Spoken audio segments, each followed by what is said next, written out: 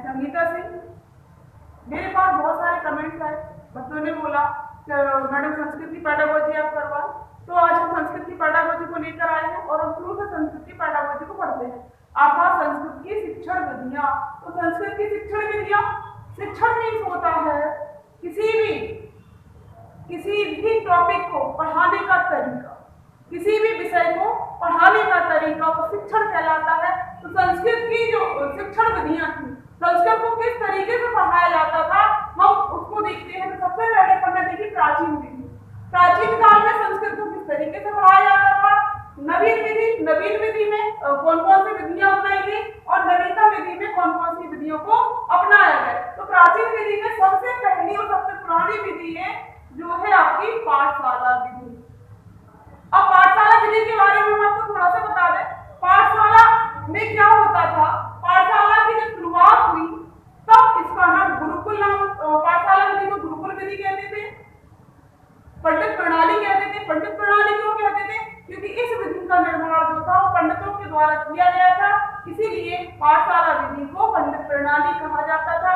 बच्चे गुरु के पास रह करके शिक्षा अध्ययन करते थे, इसलिए इसका नाम गुरुकुल प्रणाली भी कहा गया। अब हमको ये देखना है कि पाठशाला विधि के अंतर्गत कौन कौन सी विधियां आती हैं।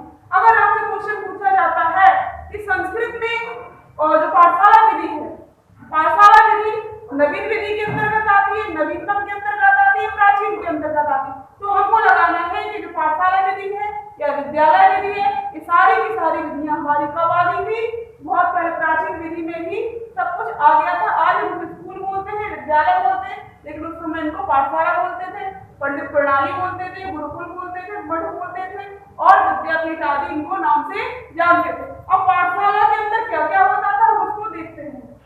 सबसे पहले जो आपकी पाठशाला विधि के अंतर्गत है आपका पारायण विधि। पारायण शब्द का मतलब होता है रटना। वेदों के ऐसे मंत्र जो कि जो विद्यार्थी था उन मंत्रों का बिना अर्थ जाने, बिना अर्थ समझे मौखिक रूप से जो कंठों के रूप में जो रटता था उसको पारायण कहा जाएगा। अब हम देखते हैं पारायण विधि।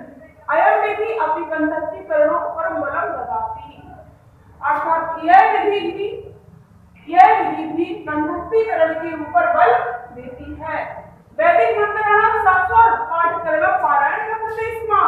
क्या कह रहा है वो, उसने कहा वेदों के जो मंत्र थे उन मंत्रों को सस्वर यानी कि अच्छे स्वर में रट करके याद करना पारायण कहा जाता था। नियमानुसार पारायण करते छात्र पारायण को भवति, नियम के अनुसार पारायण करने वाला छात्र ही पारायण को होता था। पाठा से सरलताया कठिनताया अनुसार अनेक प्रकार भवन्ति पारायणम। पारायण कैसा होता था, पारायण पाठ की सरलता और पाठ की कठिनता के अनुसार होता था। पाठा से अनुसार पारायण संख्या निर्धारित भवति, पाठ के अनुसार पारायण की संख्या निर्धारित होती थी। तो इसमें यथा पंचक अध्ययनम, यथा मानी होता है जैसे, पंच मानी 5 और पंचक अध्ययन अर्थात इसको 5 बार पढ़ना, पंचवारा 5 बार शब्दों को पढ़ना और पंच रूपम 5 बार फिर से पढ़ना, 5 प्रकार से पढ़ना, 5 रूप से पढ़ना। आपने जब देखा होगा जब हम छोटे क्लास में पढ़ते थे और नर्सरी के बच्चों को जब पढ़ाया जाता था या फर्स्ट क्लास तक के बच्चों को पढ़ाया जाता था, यदि बच्चे पढ़ने में गलती करते थे या उनका कोई भी शब्द गलत होता था तो टीचर क्या करता था, टीचर कोई भी शब्द, जो भी शब्द गलत हो गया, मान लो ये वाला शब्द हमने गलत लिखा है, तो टीचर एक अगले पेज पर कहता था इसको कम से कम 5 बार लिख के लाओ तो याद होगा। तो इस तरीके से 5 बार लिखने को पारायण कहा जाता था। इसके बाद उच्चारण समय अशुद्ध अनुसारण छात्राणाम परीक्षा अभिभवति। क्या कह रहे हैं, जब वो उच्चारण करता था तो उच्चारण के समय में अशुद्धता के अनुसार छात्रों की परीक्षा भी होती थी। भाई आप कैसा बोल रहे हो, याद है या नहीं है, उसकी परीक्षा भी यहाँ पर होती थी। एक अशुद्धि करते छात्र एक में वो होती। अगर कोई छात्र एक गलती करता था उसको एक आने कहा जाता, अशुद्धि करने वाले छात्र 2 गलती करते थे तो उसको 2 आने कहा जाता था। गुण, अब इसके गुण क्या थे, गुण में पारायण विधिना प्राप्त ज्ञान संरक्षण आगामी वंश परंपराएं करते भगवती, अर्थात गुण में क्या था, गुण में इसने कहा कि पारायण विधि से जो ज्ञान प्राप्त होता है और आगामी वंश परंपरा की रक्षा के लिए होता है। जैसे मान लो हमने कोई भी मंत्र, गायत्री मंत्र ले लेते हैं या हम कह देते हैं ओम नमः शिवाय। ये जो मंत्र है, इन मंत्रों का अर्थ नहीं पता हमको, गायत्री मंत्र इन मंत्रों के अर्थ नहीं पता, महामृत्युंजय मंत्र इनके अर्थ नहीं पता, लेकिन उच्चारण मंत्रों को कैसे करते हैं, बहुत अच्छे से करते हैं। उन मंत्रों का उच्चारण बहुत अच्छे से करते हैं, लेकिन अर्थ नहीं मालूम, तो क्या कहलाता, वही सारी चीजें क्या कहलाती, पारायण कहलाती। ठीक है, इसके बाद आती है अपनी वाद विवाद विधि। आप जानते हो वाद विवाद को इंग्लिश में कहते हैं डिस्कशन। ठीक है, अस्मिन् विधौ कंठस्थीकरणे अवबोधने उपरि बलं दीयते।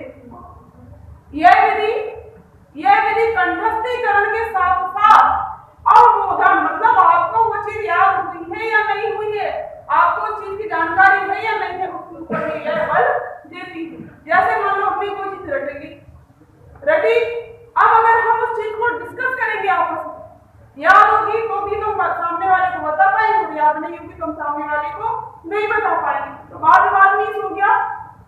क्या कहा इसमें यह विधि कंठस्थीकरण के साथ ही अवबोधन के ऊपर भी बल देती है। तद मानी होता हुआ है, जैसे स्थलों में स्थलीय भाषण प्रदर्शन, भाषण व्याख्या, सम्यक विभाति, विपलाप आदि शब्दानां प्रयोग का पाणिनि करता। देखो पाणिनि ने भी इस विधि का प्रयोग किया, कई स्थलों पर भाषण होते हैं, वाद विवाद होता है, ध्वनियों की व्याख्या होती है, ये समान रूप से बोला जाता है, ये सारी चीजें जो थी ये सब की सब वाद विवाद विधि के अंतर्गत आ जाती। वाद विवादे विजयी भवति स्मर्शा युक्तस्य विषयस्य अधिकारी मन्यते। उसने कहा कि यदि जो व्यक्ति वाद विवाद में विजयी होता था वह उस विषय का अधिकारी माना जाता है। अब एवं तस्य अति सम्मानो, और उसका बहुत ही सम्मान होता था। शास्त्रार्थ संवादश्च अस्य विधि उदाहरणानि सन्ति। शास्त्रों में संवाद विधि के उदाहरण देखने को मिलते हैं, जैसे यथा यम यमी संवाद, गार्गी मैत्री संवाद आदि। अब आप कहोगे कि यम यमी संवाद क्या होता है? संवाद होता था, जैसे मान लो कि कोई भी नियम बनना है, तो ऐसा नहीं था कि हमारे समाज में जो नियम बन रही है किसी एक व्यक्ति ने लिख दिया उसको सबने मान लिया। संवाद में क्या होता है, किसी भी लाइन को लिखा गया तो उस पर बहस होती है कि हाँ भाई ये सही है गलत, तब वो नियम लागू होते थे। तो यह यम यमी जो थे ये आपस में बहन भाई थे, इनका आपस में संवाद हुआ, गार्गी मैत्री संवाद हुआ। ये जो सारे संवाद थे उस समय होते थे। जैसे आज अपन कोई भी टॉपिक होता है, हाई कोर्ट में चले जाओ, सुप्रीम कोर्ट में चले जाओ, वहां पर दो वकील रहते हैं, आपस में डिस्कस करते हैं, जो वास्तव में जीतता है उसका बहुत सम्मान होता है। अब इसने कहा दार्शनिक तत्वानां तर्क विधिना मुख्यतः न्यायशास्त्र अध्यापन विस्तृतम आवश्यक। इसने क्या कहा, उसने कहा न्यायशास्त्र के लिए दार्शनिक तत्वों और तर्क विधि से के मुख्य न्यायशास्त्र के अध्यापन के लिए भी प्रचलित। ठीक है, अब इसके गुण क्या क्या है? गुण अनेक छात्राणां भाव प्रकाशन शक्ति विकासो होती। इस विधि से छात्रों में भाव प्रकाशन की शक्ति का विकास होता है, कॉमन सेंस उसमें आता है, समझने की शक्ति बढ़ती है और छात्र से भाव प्रकाशन शक्ति विकास होती है। छात्रों में भाव प्रकाशन की शक्ति और कॉमन सेंस का विकास होता है। इसके बाद है आपकी प्रश्नोत्तर विधि। वैदिक काले शिक्षका प्रश्नोत्तर विधिना शिक्षण करोति। वैदिक काले अर्थात वैदिक काल में शिक्षक प्रश्नोत्तर विधि से शिक्षण करवाता था। आपने देखा होगा क्लासों में आज भी जो पूछने की परंपरा है, प्रश्न करने की परंपरा है, चाहे वो प्रश्न छात्र करे या चाहे वो प्रश्न शिक्षक करे, ये जो पूछने की परंपरा है प्रश्नोत्तर विधि, ये प्राचीन काल में ही है। हमारे पाठशाला में, हमारे गुरुकुलों में, मठों में, विद्यापीठों में इस विधि का प्रचलन पहले से ही। ठीक है, अब इसमें कहा प्रत्येक जब शिक्षक संकेत मात्रा देते थे छात्र उनके छात्रा उत्तर अन्वेषति, छात्र उनके प्रश्नों के उत्तरों को क्या करता था? खोजने लगता था। यतो ही जिज्ञासा भावे ज्ञानम नास्ति। अगर मान लो कोई भी स्टूडेंट छात्र जिज्ञासा की वजह से, शर्म की वजह से क्वेश्चन नहीं पूछ पाता है और अगर उसको क्वेश्चन का आंसर नहीं आ रहा वो नहीं पूछता और बगल में गुरु ने बगल वाले स्टूडेंट से क्वेश्चन पूछ लिया तो छात्र उसका जवाब दे देता था, वह जो दूसरों को नहीं आता था वह उसका जवाब सुनकर के वो संतुष्ट हो जाता था। तो उसने कहा यतो ही जिज्ञासा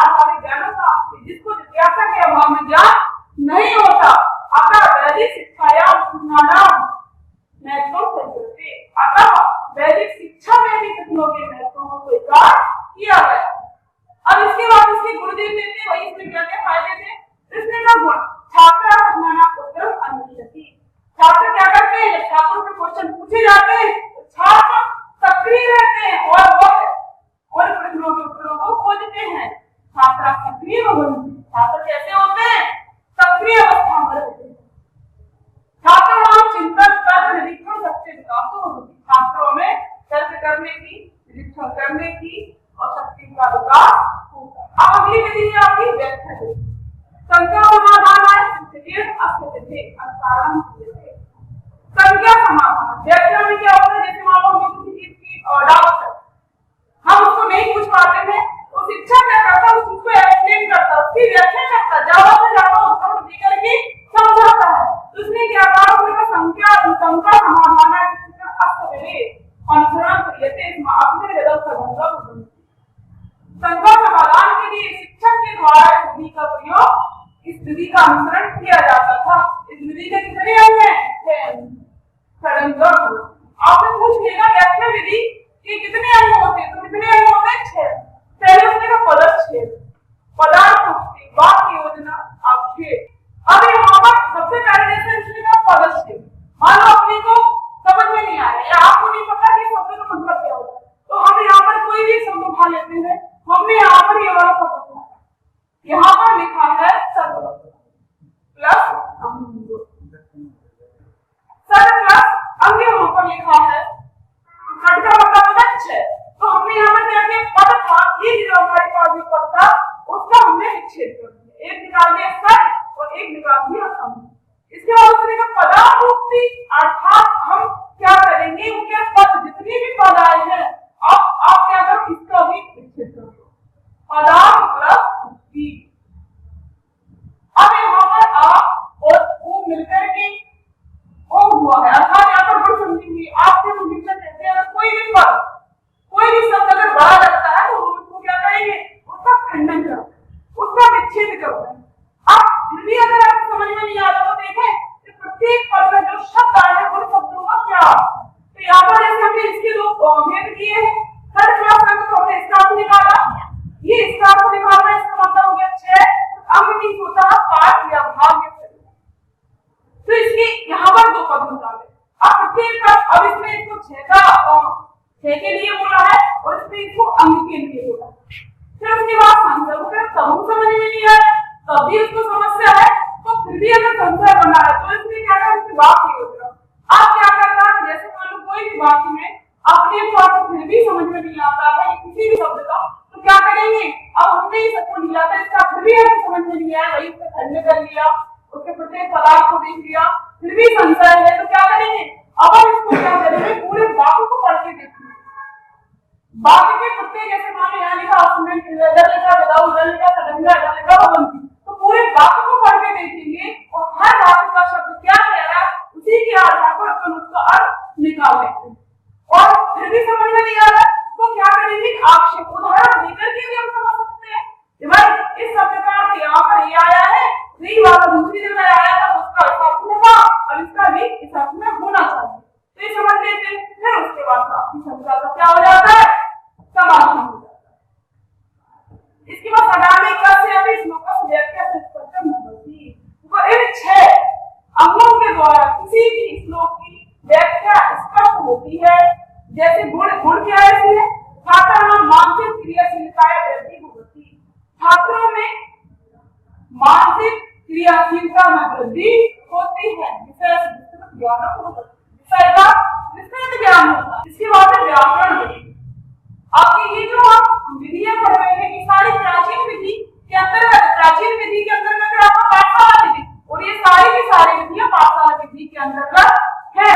उसमें किसी भी भाषा का प्राण तत्व है, क्या है प्राण, व्याकरण। व्याकरण शब्दानुशासनी इत्यादि करते, व्याकरण को क्या कहा जाता है, शब्दानुशासन। आपसे अगर क्वेश्चन पूछता है कि शब्दानुशासन कहते हैं व्याकरण को, भाषा को, गद्य को, पद्य को, तो अपने को क्या लगाना है, व्याकरण। अर्थ शिक्षा बिना भाषा या ज्ञान अपूर्ण होता, इसकी शिक्षा के बिना भाषा का ज्ञान कैसा होता है, अपूर्ण होता है। अतः भाषा ज्ञान तस्य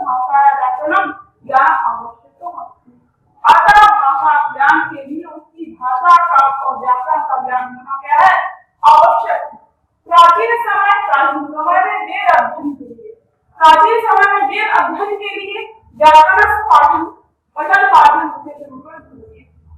क्या काम उसका प्राचीन समय में वेदों के अध्ययन के लिए भी व्याकरण का पठन पाठन विशेष रूप से होता है। पतंजलि ने महाभाष्य लिखा है। पतंजलि ने अपने ग्रंथ महाभाष्य में लिखा है रक्षात वेदानाम अध्ययन व्याकरण। अपना वेदों की रक्षा के लिए हमें व्याकरण पढ़ना चाहिए। इसके बाद इसके गुण देख लेते हैं। गुण अनेक भाषा झूठ सकते छात्रा परिश्रम।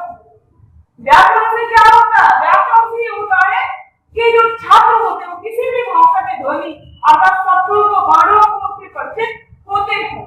छात्रेषु भाषाया शुद्ध लेखन उच्चारण ज्ञान छात्रों में भाषा का शुद्ध लेखन और उच्चारण का ज्ञान भी विकसित होता है।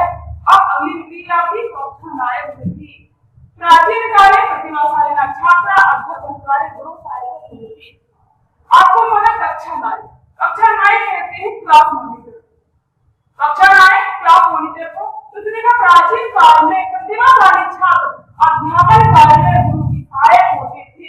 जब आचार्य अस्वस्थ होती आचार्य कैसे हो जाए मानो बीमार हो गए तो वो है तथा वे गुरुकुल के छात्रों को पाठ्यक्रम सीखना और जो प्रतिभाशाली छात्र थे वो गुरुकुल के छात्रों को पढ़ाते थे। अब गुण आत्मविश्वास विकास होती। इससे जो प्रतिभाशाली छात्र थे उनमें आत्मविश्वास का विकास होता था। मेधावी छात्राणाम ज्ञान परिपुष्टम होती। तो ज्ञान छात्र थे उनका ज्ञान कैसा होता? परिपुष्ट होता। अब ये जो हमने विधियां पढ़ी ये सारी विधियां जो थी वो विद्यालय विधि के अंतर्गत थी। तो अभी आपने सारी विधियों के गुण पढ़े। अब हम देखते हैं पाठशाला विधि के दोष। पाठशाला में क्या क्या दोष थे, क्या क्या कमियां थी। खूबियां तो हमने जान ली लेकिन उनमें क्या क्या कमियां थी उनको अपन क्या करते हैं जानते हैं। सबसे पहले देखा शिक्षा अध्याय केंद्रित होती है। शिक्षा कैसा होता है? शिक्षा अध्याय केंद्रित होता है। जितना किताब में पढ़ लिया उतना पढ़ लिया बाकी का ज्ञान सामाजिक ज्ञान उनको नहीं होता। अनेक विधियां छात्रों सर्वाधिक विकास का होती है।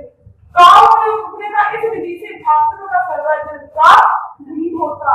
भाषा या अन्य विद्या जैसे गद्य पद कथा आदि विकसित होते हैं। भाषाओं में गद्य पद ये सारी चीजें अवॉइड कर दी जाती हैं। इनको विकसित होते हैं। अयम विधि नीरस होती है तो व्याकरण का ध्यान रखो। यह विधि कैसी है? यह विधि नीरस है। इसमें कोई आनंद की अनुभूति नहीं होती है। अतः यह व्याकरण का ध्यान